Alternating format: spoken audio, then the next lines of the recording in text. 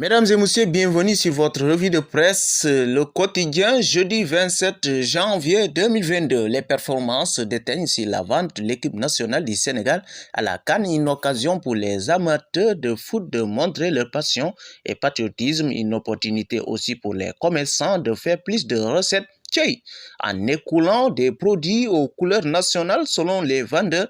L'engouement autour des maillots dépend étroitement des résultats et du jeu des Lions. Inch'Allah. Toujours le quotidien, Moussé Sidiki Kaba met en garde les diffuseurs d'informations classées secret défense concernant l'armée sont avertis, ils s'exposent à la loi. Un rappel du ministre des Forces armées relativement à la disparition des 9 soldats en Gambie après un accrochage avec des rebelles supposés appartenir au mouvement des forces démocratiques de la Casamance.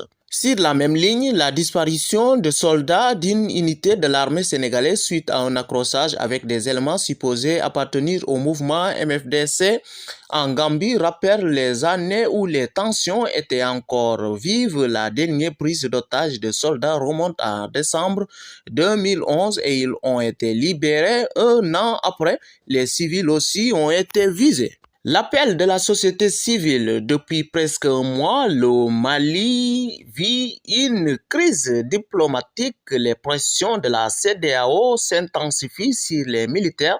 La société civile menée par l'ONG Horizon Sans Frontières appelle à une manifestation historique ce vendredi pour soutenir le peuple malien frappé par l'embargo de la CEDEAO.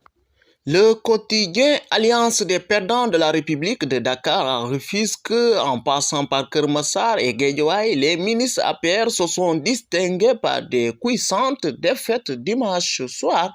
L'éclaircie du parti présidentiel est venu de Mbao où Abdou Karim Sall a battu le maire sortant Abdoulaye Pouy, dit Obama, des désillusions qui pourraient remettre en cause leur maintien dans le gouvernement.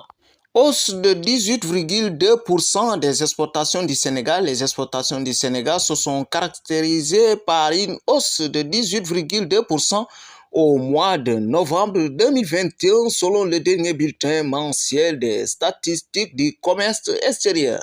Bahna.